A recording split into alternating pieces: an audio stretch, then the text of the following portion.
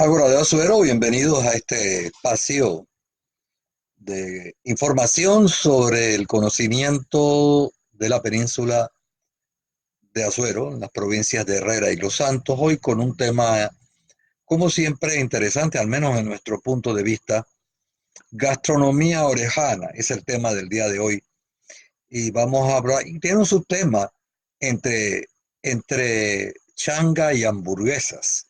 ¿Qué hay detrás de esto? Es importante entender el aspecto gastronómico que también forma parte de nuestra cultura y que tiene que ver con la historia, con muchas otras cosas importantes del arte culinario, el asunto de la comida en esta parte del país, que como sucede a nivel nacional ha sido poco estudiado, aparte sobre todo de Alfredo Castillero Calvo, que tiene unos libros muy interesantes sobre este tema a nivel nacional, de relación con la historia, de relación con la cultura y con muchos otros temas. La gastronomía, si usted busca gastronomía en el diccionario de la Real Academia Española de la Lengua, va a encontrar más o menos dos aspectos importantes. La referencia al arte culinario propiamente dicho, al estudio de los ingredientes, las recetas, las técnicas para cocinar, entre otras cosas. Y también el término es utilizado para referirse a la afición a comer, a degustar determinado tipo de comida. Lo que nos interesa hoy aquí, sin descuidar este sentido de la gastronomía, es ver lo que hay dentro de ella o lo que hay detrás de esa gastronomía de existente en la península, porque hay muchas cosas aquí que tienen que ver con lo que nosotros comemos y generalmente, lo digo por mi propia persona, a veces estamos comiendo cosas y no tenemos realmente por qué saber de dónde viene todo, pero sí es importante tener una visión de lo que ha pasado y de por qué en esta parte de la nación panameña tenemos un tipo de comida en particular eh, y a dónde viene esa afición a comer ciertas cosas. Y es que para hablar, la gastronomía es un producto histórico, es un producto cultural y como tal debe entenderse. Todas estas cosas que tienen que ver con las conquistas en los siglos pasados, con, la, con el encuentro de culturas que se dan, así como va a crear un hombre mestizo en la península, un hombre, como tantas veces hemos dicho aquí, que tiene en sus genes un componente español, un componente indígena y un componente también negroide, así como hay una mejorana que es mestiza, así como hay una pollera que refleja las mismas situaciones. Igual acontece con el tópico de lo que nosotros comemos, con el tópico de la gastronomía, del arte culinario en sentido general, porque tenemos préstamos culturales, eso es importante decirlo, ¿eh? Como en muchas otras cosas, hay préstamos de las otras culturas, de esas culturas que se fusionan en esta parte del país, en esta sociedad orejana, como decía el doctor Belisario Porra, y que van forjando una, una fisonomía, van creando una identidad. El concepto de identidad no hay que entenderlo como algo que es exclusivo de una zona.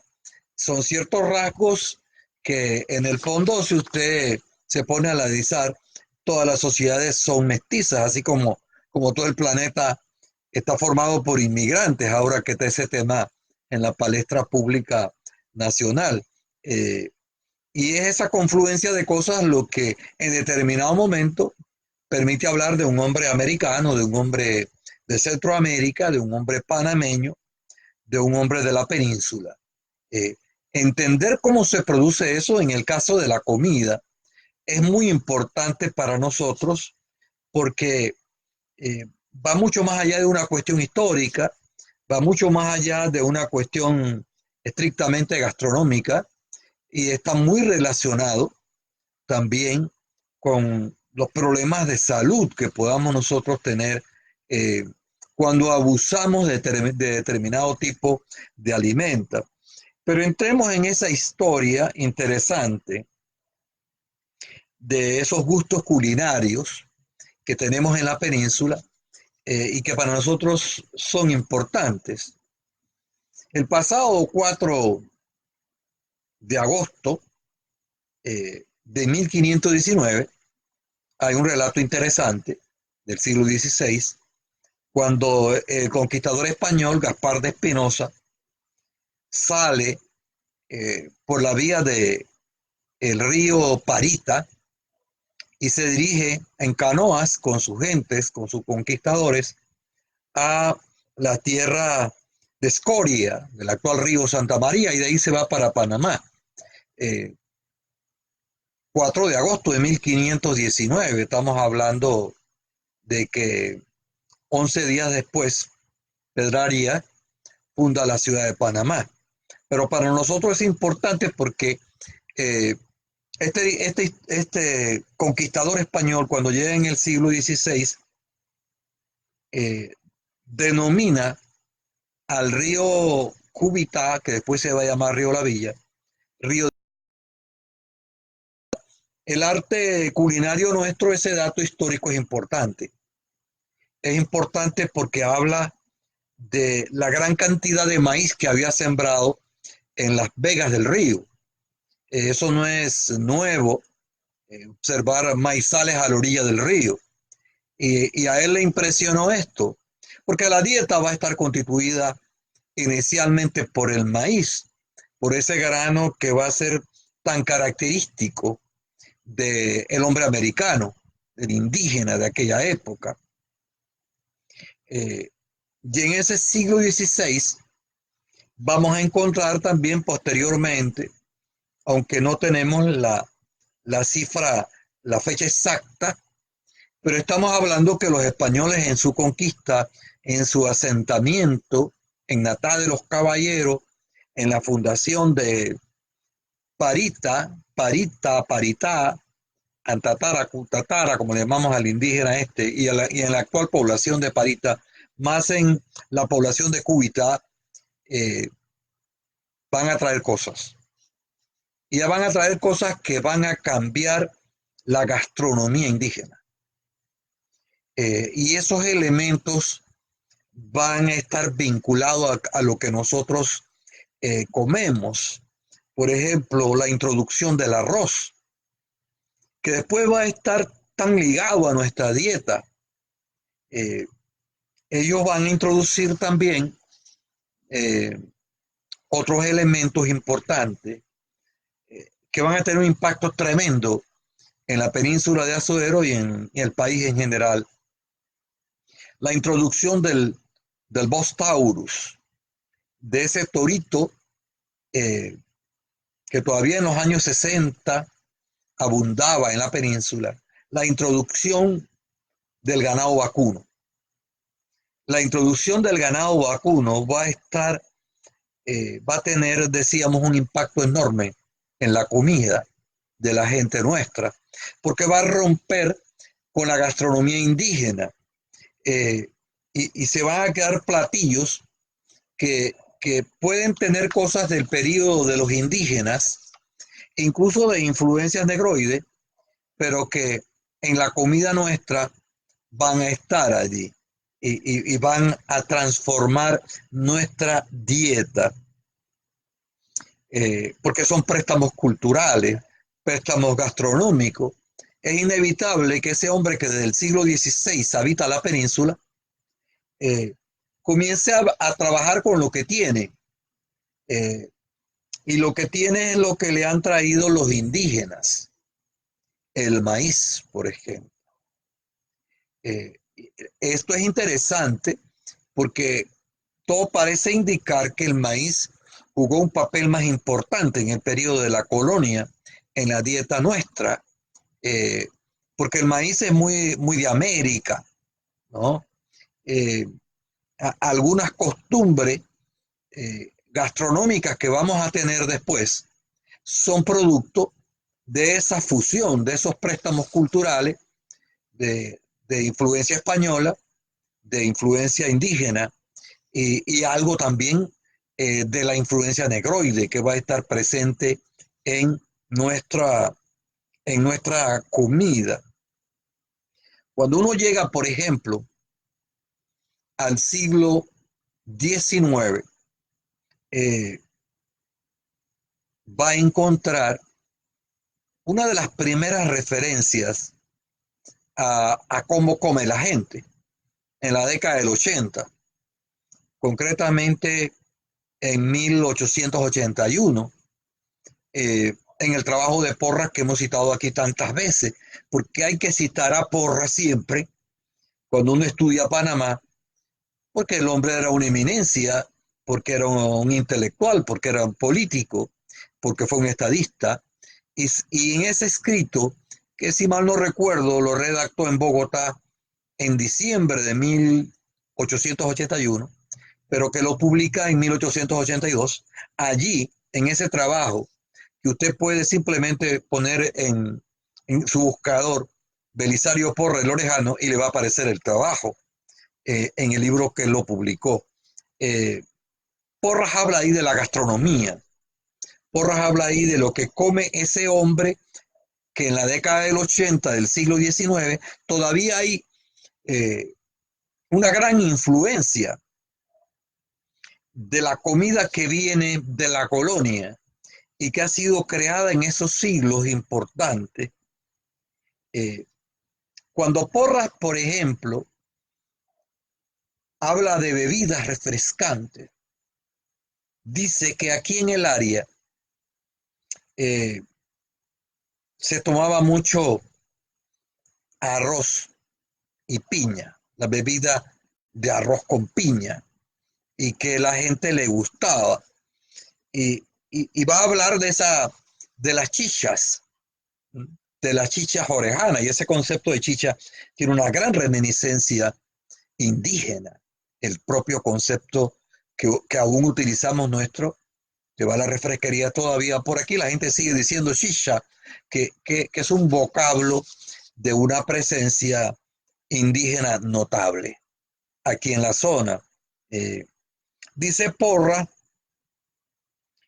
que se comían muchas tortillas asadas eh, y las tortillas de maíz, porque sencillamente la tortilla no es otra cosa que el maíz molido y asado, tan sencillo como eso, ¿no? Y Porras hace referencia a esas tortillas asadas en cazuelas.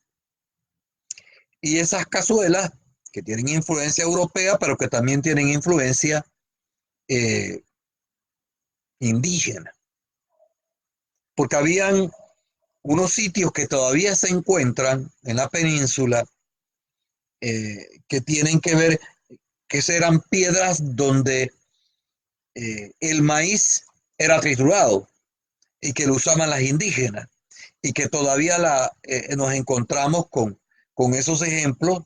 Las abuelas nuestras todavía tenían en sus casas esos, esas eh, herramientas donde se molía el maíz. Eh, es importante. Ya Porras habla del sancocho. El sancocho va a ser una creación en la zona que va a ser como una sopa caliente eh, que se va a hacer con, con lo que más abunda inicialmente desde la colonia. Y lo que más abunda desde la colonia para comer es carne de res. De ahí vienen muchos hábitos culinarios nuestros. De ahí viene, porque lo más barato era comer carne de res, porque la res no valía nada. Aquí hemos dicho que en siglos anteriores una gallina podía ser más valorada que una res. Esa, esa abundancia del Bos Taurus, de esas vaquitas que abundaban en la región y que en algún momento en los siglos anteriores hubo que mandar a eliminar un montón de vacas porque había demasiado. Eso va a estar ligado en nuestra gastronomía. El gusto del herrerano y del santeño por comer carne tiene que ver con ese origen histórico. Comer carne de res. Y va a haber una variedad de platos de gastronomía de esta zona que van a estar ligadas con la carne de res y que se explican por la pobreza del campesino de la época, por ese español depauperado, pobre, que va a traer cosas de España y que las va a combinar también en la dieta. Por eso usted todavía en la dieta del hombre de la zona siempre está marcado la carne. Aquí prácticamente hay gente que come carne 7 veces a la semana y el día que no le ponen carne se siente mal porque es un producto cultural. Es un hábito gastronómico que viene del siglo XVI, XVII, XVIII, XIX, XX. Llevamos casi poco menos de 500 años de estar comiendo carne de res. Y en los eventos sociales, la gastronomía de la res va a estar presente. Cuando la gente hace una tumba monte, por ejemplo, y hace una junta, o cuando va a construir su casa quincha, lo que brinda a la gente es lo que es más barato. Y lo que es más barato es el arroz, que él mismo cultiva, el maíz, que él mismo cultiva, y la res, que está barata. Entonces, por eso carne adobada, por eso sopa de res, por eso todas las variedades de los platillos de la gastronomía de la zona que giran en torno al consumo de la carne de res. Y luego con las gallináceas, ¿no? Con las gallinas, que van a ser animales de patio que el hombre va a conservar y que van a formar parte de su economía. Lo que Stanley G. Cabo Moreno en su libro Cuando se acaban los montes, habla de la economía de patio. Por eso va a estar presente el sancocho de gallina, el sancocho de res. Mire usted qué interesante resulta todo esto cuando uno estudia la gastronomía de la zona. Cuando uno se pregunta ¿por qué tanta carne de res? ¿Por qué las sopas? ¿Por qué las cosas? Eso tiene un porqué y tiene un origen que es el que nosotros queremos hoy, digamos, aclarar aquí, ¿verdad? Voy a hacer un alto como siempre porque quiero agradecer a toda la gente que nos está siguiendo aquí, ¿ya? Vamos a Eva Yaniceli Medina, muchas gracias por estar con nosotros, a todos los que nos siguen aquí a esta hora, Daniel Lorenzo, Ricardo Morales, a Gloribel González, Víctor Vegara y la prima Nelly Montesa, a Jacinta Salado, entre otras personas, Joaquín Palma también, el vecino que se une, Felicia Montenegro, Eduvige Barahona, que nos escribe, dice saludos, profesor, saludos para usted también, a Raquel Kelly González, nuestro saludo a Álvaro Sebastián González, a Adalberto Bisuetti, como siempre, el amigo allá en Cabuya de Chame, entre otras personas que estamos hoy aquí en Agro de Azuero hablando sobre este tema importante que es la gastronomía orejana entre changa y hamburguesa. Y ahora vamos a explicar a qué se debe esa referencia precisamente de entre changa y hamburguesas. Vamos a seguir a Julio César Isprúa, como siempre interesante que usted también esté allí con nosotros, que escriba, que comente Gloribel González dice, maíz nuevo, delicioso para hacer tortilla changa, en hoja de tallo, bollo chango, pastelito, mazamorra o pesada.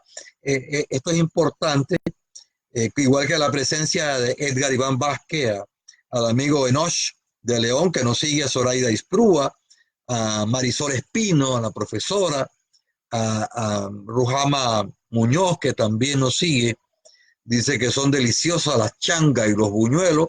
Claro que sí, tenemos casi 500 años de estar comiendo eso.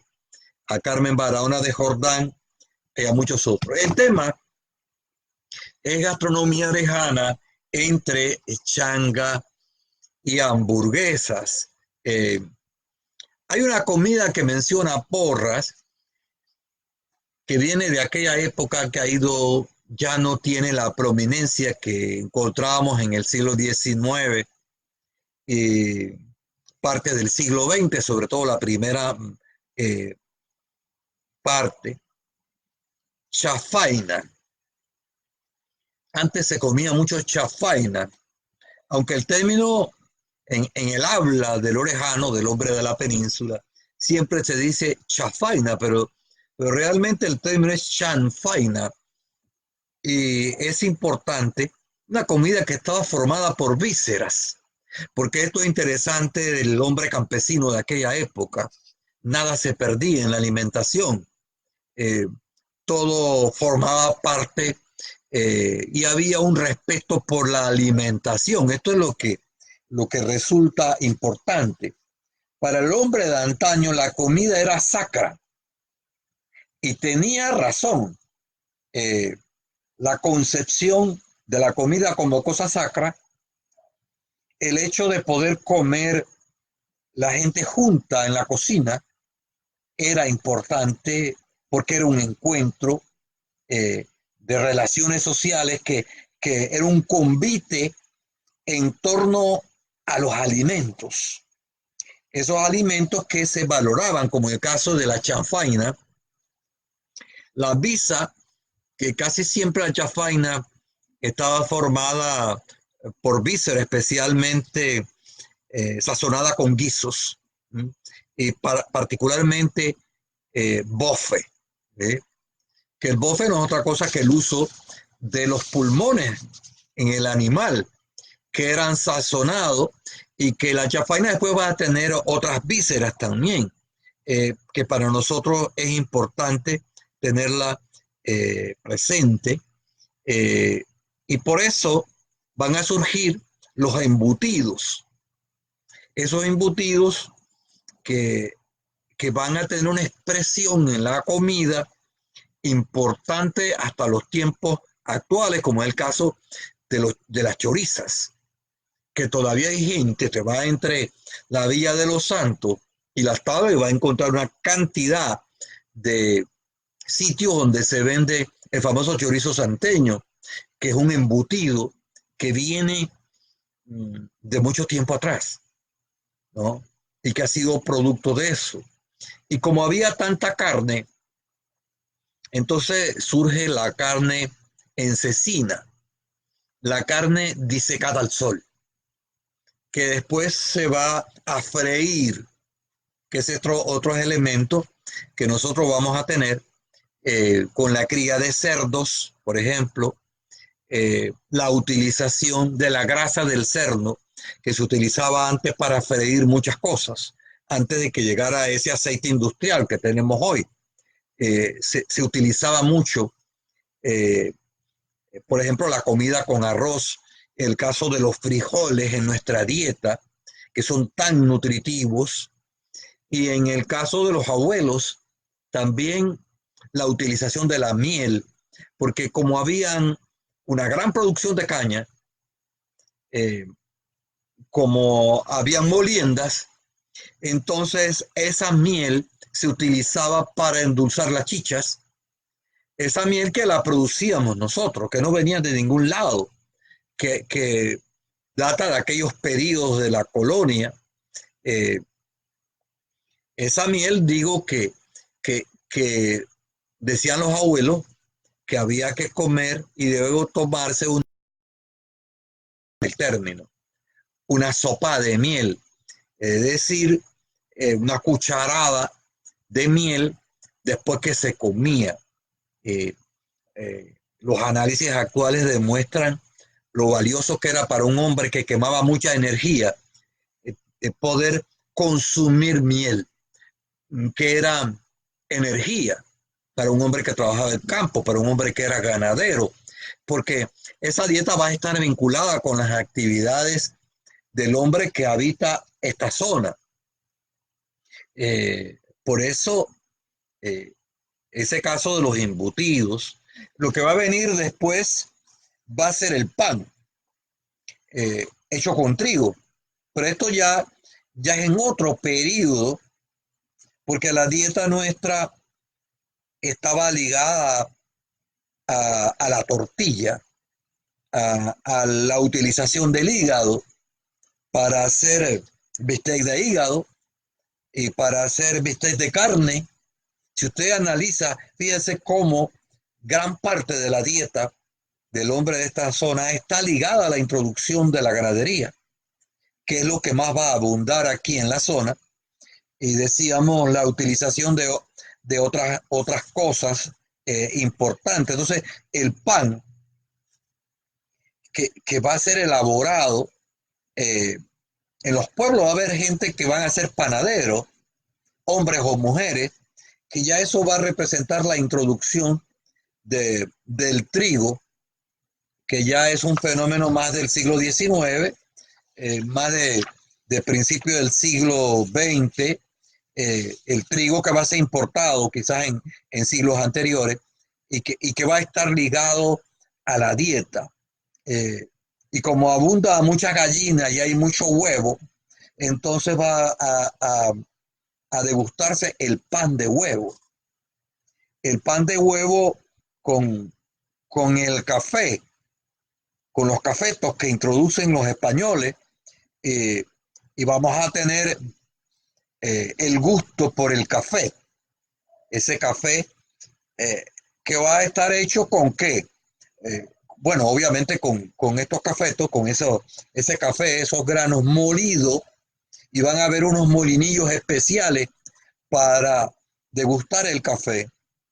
El café con pan y pan de huevo, de rosca, al punto, y eso va a ser tan importante, que todavía en los años 60, cuando había un cumpleaños, lo que se brindaba era un pedazo de rosca de pan de huevo hecho por nosotros, por nuestra gente, con una taza de chocolate, por ejemplo. Y en el cumpleaños no se esperaba nada más que yo recuerdo también esas roscas de pan de aquella época, sencillamente deliciosas, hechas con hornos artesanales, con gente que se dedicaba a producir pan más que por hacer un negocio, que era más un servicio que se prestaba a la comunidad, que le derivaba naturalmente ingresos a quien se dedicaba a ello. Eh, y el panadero era un elemento importante de la sociedad y de la cultura nuestra. Eh, y en la dieta de nosotros va a estar presente muchas cosas, por ejemplo, de la influencia indígena, la iguana. El comer iguana es indígena. Los trabajos de Richard Cook en Cerro Juan Díaz o Cerro Juan Gómez, aquí cerca de la Villa de los Santos, indican que aproximadamente a los 300 años después de Cristo, 300, 400 años, había gente que habitaba la zona y que los estudios demuestran que había una gran cantidad de huesos de iguana. Eso significaba que a ese grupo humano le gustaba la iguana. De ahí es donde viene el gusto del hombre peninsular por la iguana, que en aquella época abundaba y podría ser consumida y no representaba una amenaza para, para el hombre precolombino. Y esa influencia la vamos a tener a nosotros, como también vamos a tener el bollo, como también vamos a tener el tamal hecho de maíz, mucha influencia indígena, con las tortillas y demás. Y algo como la mazamorra.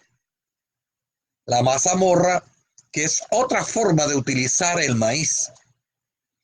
Y luego vamos a ver cómo ese maíz va a encontrar mercado en la zona de tránsito a partir de ese tiempo. Y entonces va a ir comenzando a cambiar la dieta, la gastronomía nuestra, donde vamos a tener la influencia negroide también en algunos platos basados en cocos, por ejemplo, o la influencia de mariscos que tienen que ver más con los grupos negroides. Pero hay algo importante para nosotros. ¿Qué pasa? Que la presencia del ganado, la presencia del maíz, hizo que el hombre de esta zona, gastronómicamente, viviera de espaldas al mar. Es curioso, porque los españoles van a centrarse en la península, en la tierra, en la producción de la tierra, en la explotación de la tierra como eh, había sucedido, pero van a crear con su sistema un divorcio del hombre que vive en una península internada en el mar, pero que vive de espaldas al mar. Fíjense que la dieta nuestra no representa, no hay un interés por el mar, y el mar no lo vamos a descubrir en la gastronomía nuestra hasta tiempos más recientes, porque incluso la estructura social de la península, las clases sociales, van a ver con buenos ojos posteriormente el consumo de la carne, quien pueda tener pulpa negra, por ejemplo, eh, carne de res de la mejor calidad se va a constituir en un símbolo de prestigio, de estatus, y consumir marisco va a ser una cosa de gente pobre. Todavía hoy eh, las calles que van para el mar, en la mayoría de los pueblos, como en el caso de Chitré, es la calle del pescado, ¿no? Y comer cosas del mar va a ser cosa de pobre por mucho tiempo aquí en la zona. Eh, y es la relación que hay entre la gastronomía, perdón, la evolución histórica nuestra, nuestra cultura y, y el impacto de la cultura española que se va a enseñorear, esa es la palabra, se va a enseñorear en la gastronomía de la península. Pero debajo de esa gastronomía española va a estar el influjo del indígena, que va a ser, también va a tener un peso mayor que la influencia del grupo negro colonial, por una sencilla razón: el negro va a ser integrado rápidamente a la península, a diferencia del otro negro que viene en el siglo XIX. Eh, Acá vamos a tener una dieta basada en muchas cosas. Hablábamos de mazamorra, eh, pero también de los dulces, eh, de las cocadas, el uso del coco. Esto hay que estudiarlo un poco más, pero las cocadas podrían tener algo de influencia de negro colonial. Eh, pero lo digo con reserva porque eso hay que estudiarlo en mayor detalle. Eh, eh, Comer los roquetes, por ejemplo, e incluso algo que ya no se prepara tanto en el caso de los postres y dulces, como el alfajor. Su propio nombre está indicando la influencia de la cultura mozárabe sobre España y su traída a América. El alfajor, que va a ser hecho con miel y que va a ser hecho con maíz tostado, molido, y que va a crear un dulce muy sabroso que ahora se ve poco en la península y que hay que rescatar. eh, Ese alfajor importante. Y no podemos hablar de gastronomía sin referirnos al rey de la sazón de los indígenas, al elemento que va a crecer silvestre en América, se va a tomar Europa, la cultura europea, se va a tomar prácticamente el planeta, el tomate. Ese tomate que va a estar en los refritos, que va a estar en un montón de cosas, ese tomate que tiene un origen indígena y es la incorporación de, de ese elemento de la naturaleza que los indígenas ya lo tenían y que después la comida nuestra lo va a integrar en el uso del tomate, eh, como lo vamos a tener, por ejemplo, en la comida, en el aguacate, que el aguacate ha ido perdiendo importancia. Antes se comía mucho con aguacate y estamos perdiendo el gusto por el aguacate que se produce en América y que es un elemento de nuestra tierra y que resulta tan delicioso el aguacate con arroz, por ejemplo, el aguacate con la miel de caña, porque la producción de caña, la existencia de la caña, de la miel, va a incidir notablemente en la gastronomía, en muchas cosas, ¿no? Importante. Por eso, eh, hablar de la gastronomía es referirse a tantas cosas que están interrelacionadas.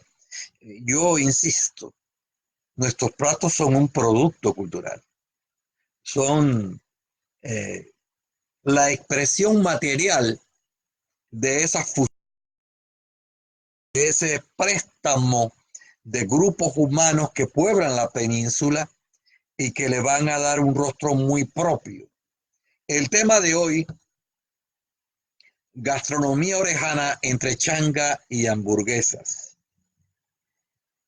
Agradezco a Omar Chips, nos sigue, a José Ezequiel Villarreal Núñez, gente que siempre está, a Marily Samaniego, Rafael Benavides Iturralde. A Marily Samaniego dice que delicioso el alfajor, miel y jengibre, aguacate con arroz, muy delicioso.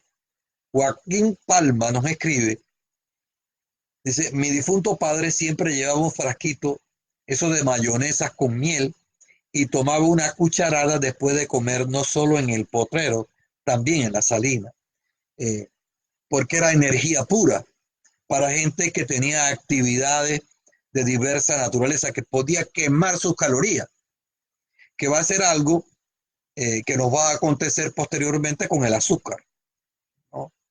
Que nos vamos a volver más sedentarios, no quemamos las energías y en consecuencia va a repercutir en nuestra salud.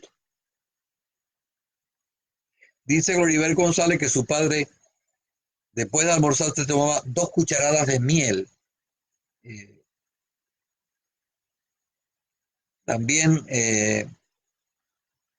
vamos a ver quién alguien más que nos está escribiendo por aquí. Vamos a seguir hablando de este tema. Agradecemos a los que están con nosotros en este instante porque estamos hablando de gastronomía orejana entre changa y hamburguesas para hablar de los tiempos actuales.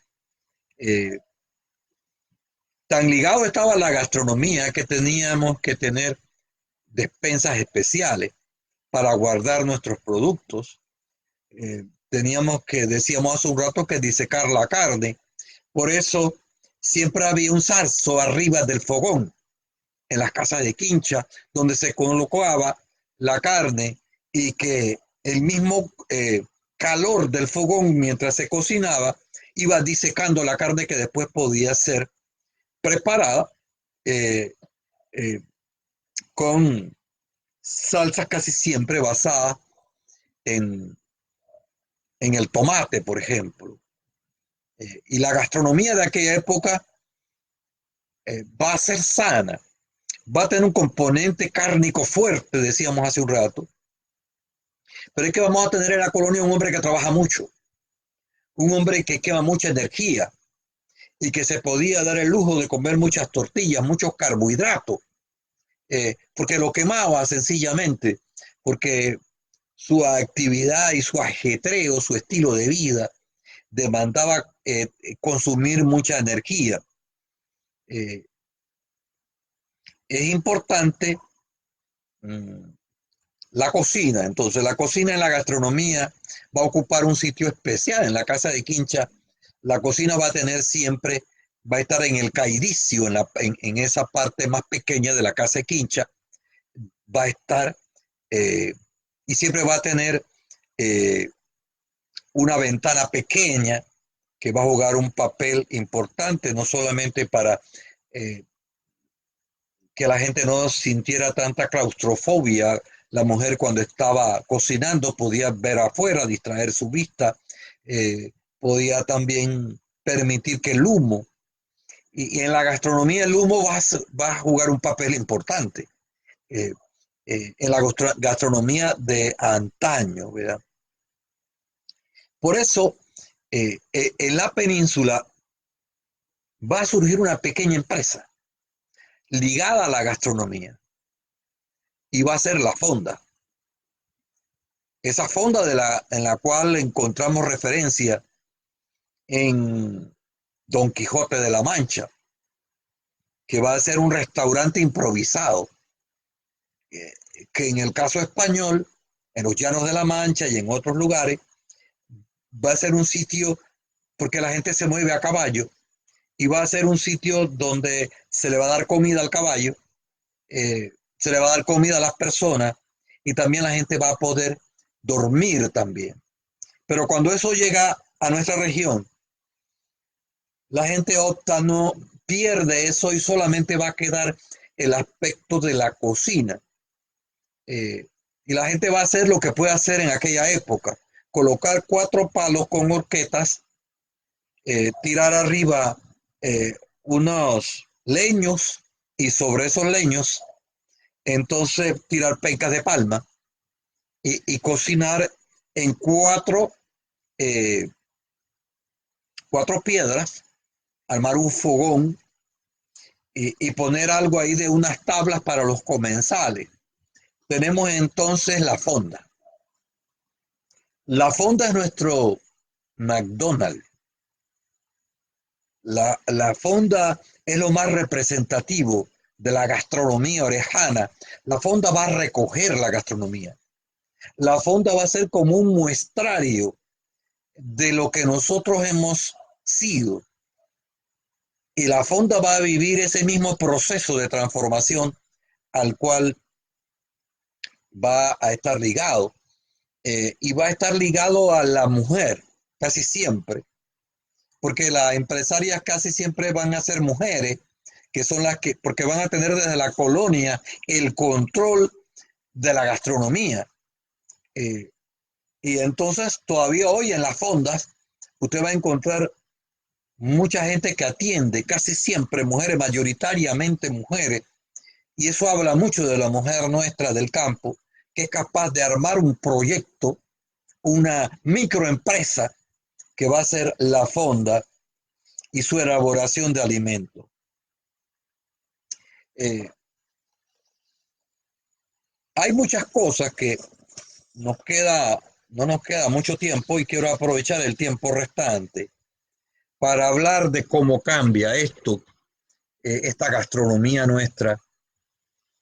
Esta gastronomía que se establece desde el siglo XVI hasta el siglo XVII, siglo XVIII, pero que va a transformar como muchas otras cosas, va a comenzar a transformarse en el siglo XIX y en el siglo XX, porque van a venir otras culturas, porque van a venir inmigrantes, porque nos vamos a integrar al desarrollo nacional con las carreteras de porra en los años 20, con los barcos que van lentamente, y un papel importante en la gastronomía nuestra lo van a representar las tiendas, porque las tiendas van a traer otra oferta de industria, de cosas importadas, que van a ir cambiando el gusto orejano por su comida. Y vamos a ir poco a poco eh, hasta despreciando la gastronomía nuestra. Y vamos a entrar a una época de adoración de otras gastronomías. Yo creo que es importante ese encuentro de diferentes gastronomías, de esa que habíamos forjado nosotros, basado en la carne de res, basado en el maíz y en otras cosas, porque vamos a tener influencia francesa, entonces vamos a tener influencia china, vamos a tener influencia italiana y vamos a tener influencia estadounidense. Y entonces la gastronomía comienza a tomar prestado de esas otras, de esos otros artes culinarios. Y esa nueva oferta en el siglo XX va a ser un siglo donde el orejano se va a, a ilusionar con las cosas que vienen de afuera, porque son novedades, porque rompen con la monotonía de los campos, con lo que veníamos haciendo rutinariamente por mucho tiempo, y entonces nos vamos a encontrar con eso. Por eso yo le puse como subtítulo entre changa y hamburguesas, porque la gastronomía es eso, entre lo que teníamos que estar representado por la changa y entre lo nuevo que llega a partir de la segunda mitad del siglo XIX y sobre todo el siglo XX y lo que llevamos del siglo XXI, que nosotros lo ejemplificamos con la hamburguesa, con ese sistema de comida rápida que creemos nosotros que es estadounidense, no lo es. Las hamburguesas surgieron en Alemania y surgieron porque en los barcos que llegaban con alemanes a los puertos de Estados Unidos, los puertos del este, puertos que venían de Hamburgo, y esa comida, ese objeto, por eso es hamburguesa, porque es de Hamburgo, de Alemania, ¿no?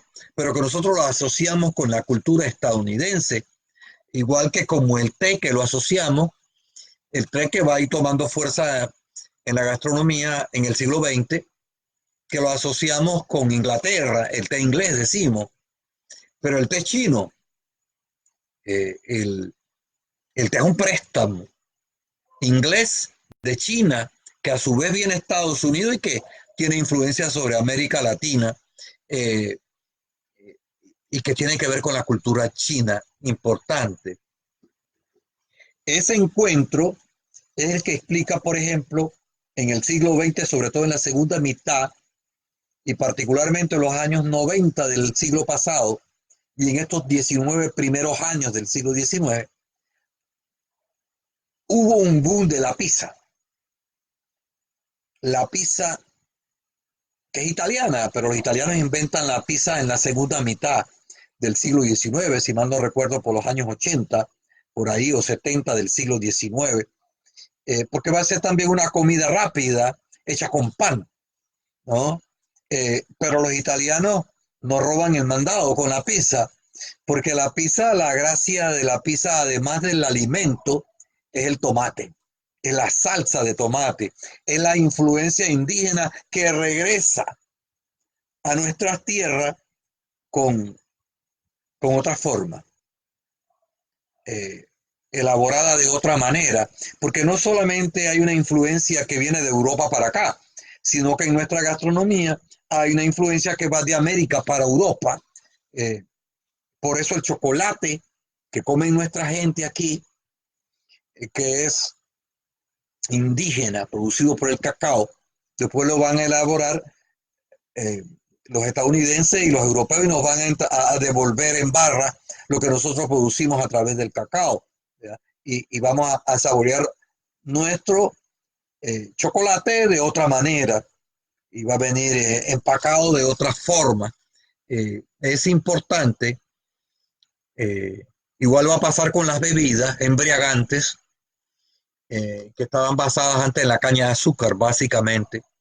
Después se va a introducir el whisky eh, inglés y estadounidense posteriormente, y se va a convertir en un símbolo de prestigio en la península en los últimos 50 años. El consumo de whisky, el ron. Eh, Interesante lo que ha sucedido con el seco como propuesta de una empresa de esta zona a nivel nacional e incluso a nivel internacional. Esto es importante eh, eh, destacarlo aquí. La cultura del vino nunca fue nuestra. Nosotros nunca consumimos mucho vino. Eso es una cosa más reciente que está llegando de otra, de, por influencia, el vino muy mediterráneo, ¿no? Muy del área del Mediterráneo, eh, que va a llegar, que va a impregnar a Europa y que nos va a llegar después, muy tardíamente a nosotros. Ahora hay más gente en Azuero que consume vino, eh, pero no conocemos todavía mucho de la cultura del vino. En ese sentido, tenemos que mejorar, ¿verdad? Una incidencia importante en el último tiempo sobre la gastronomía va a ser los centros comerciales, van a ser la comida rápida, eh, el procesamiento de hamburguesas. Ha sido tan exitoso que hay gente que vende ahora hamburguesas por todos lados. Y la influencia china ha sido tan extraordinaria que está en nuestra dieta. Una gran cantidad de arroces chinos que seguimos nosotros comiendo al estilo chino con nuestra propia particularidad. Agradezco a Carlos Cambra Palomino, que nos sigue allá en Bellavista de Guariré, a Maricel Jiménez de Espino, también en Guararé, que está con nosotros, eh, Armodio también, que debe estar escuchando, gente muy ligada al Festival de la Mejorana, nuestro saludo para ellos. Eh, Eros Vázquez también, el amigo, bueno, ya mencionamos a Rujama Muñoz, a Carmen Barahona también, Ilka Samaniego, Abdiel Rodríguez. Eh, Dice Rujama que excelente tema y delicioso. La changa, los buñuelos, la mazamorra y el atril. Eh, Marisol Espino ya la mencionamos, Nander González, a toda la gente, Javier Abraham Vergara Rodríguez, Marvin Pineda, Hernández Stuart, ¿ya? Ese Stuart debe ser Stuart, un apellido alemán, unos Stuart que llegaron a Tonosí, no sé si será la misma persona. Eh,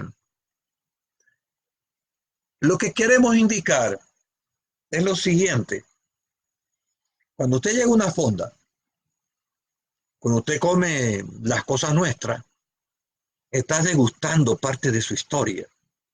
Eh, los buñuelos, las changas, eh, que tanto disfrutamos nosotros, ¿no? Hay tantas cosas del arte culinario que podríamos nosotros desarrollar esta noche y que el panameño en el fondo debería tenerlo más presente. Creo que la gran tarea eh, contemporánea no es oponerse a que llegue más oferta culinaria.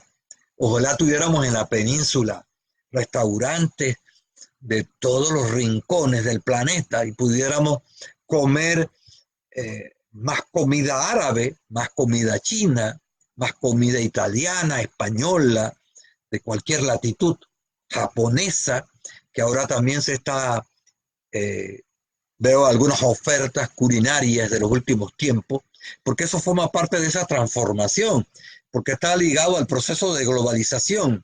Y lo que se globaliza en el planeta no es solamente la gente que se mueve de un extremo al otro del planeta.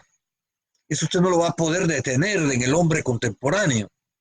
Usted no va a poder detener que las otras culturas lleguen aquí o que las nuestras vayan a otros lugares. Lo que sí podemos hacer con nuestro arte culinario es estudiarlo. Lo que sí podemos hacer es preservarlo, eh, conservar nuestros helados de pipa, por ejemplo. Sí, que hayan otros helados de otras latitudes, que hayan otras galletas, eso no es malo. Lo malo de todo es que nosotros no tengamos conciencia de nuestra historia, de nuestra cultura y de lo que nosotros somos, de la maravilla que es que usted se lleve a la boca algo de lo nuestro. Por eso yo disfruto, por ejemplo, los domingos, cuando voy a esa fonda que está cerca de la Vía de los Santos, a degustar cosas de nuestro arte culinario, ¿no? No podemos evitar que la fonda se transforme y se vuelva moderna. Imposible. No podemos seguir con una oferta culinaria eh, cocinadas en el piso. Pero lo que sí podemos mantener es nuestra gastronomía. Lo que sí pueden y es necesario que nuestros muchachos aprendan en la escuela es que pueden seguir comiendo pizza, hamburguesas, cualquier cosa que venga de otras latitudes, pero que no desprecie su comida. Que diga, hombre, nosotros tenemos nuestra nuestra fonda, nosotros tenemos nuestra carne frita, nosotros tenemos nuestras matanzas, porque las matanzas tienen que ver con la colonia y están ligadas a nuestra gastronomía. Y casi siempre lo que debemos tener en esas matanzas tan criollas nuestras es tratar de mantener nuestra oferta gastronómica. Porque si vamos a hacer una matanza para vender pizza, pues, ¿qué estamos haciendo? ¿Ah? Eh, en términos de lo que nosotros eh, somos. Hay que mejorar esa convivencia con otras latitudes, con otras culturas, con otra gastronomía, pero respetando la que nosotros tenemos, ¿no? Comidas calientes, comidas frías. ¿Cuánto hay en nuestra gastronomía que va y que tiene orígenes, por ejemplo, en Grecia? Todavía nosotros seguimos creyendo que hay que ciertas frutas hacen daño, que que le faltan pocos grados para que sean veneno. Es decir, en el año en que estamos, yo escucho todavía gente pensando en eso, y eso tiene que ver, hombre, con los estudios de medicina de la Grecia antigua, que nos llegó a nosotros a través de los españoles, y que nosotros todavía seguimos creyendo en eso. La gastronomía creo que es importante en esta zona.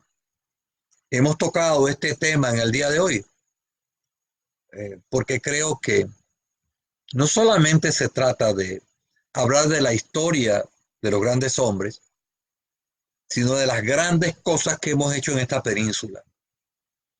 Y una de las grandes cosas que hemos hecho en esta península es el aporte gastronómico a la nación.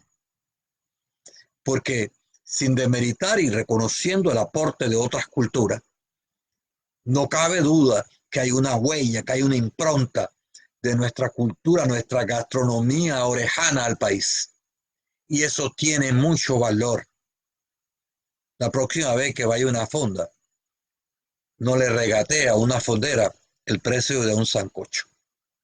Por todo lo que eso tuvo que pasar, por todo lo que tuvo que evolucionar. Porque esas empresarias nuestras de la fonda son gente valiosa. ¿Ah? Son gente que dicen lo que nosotros somos y que cargan sobre su hombro la cultura y la historia de esta península.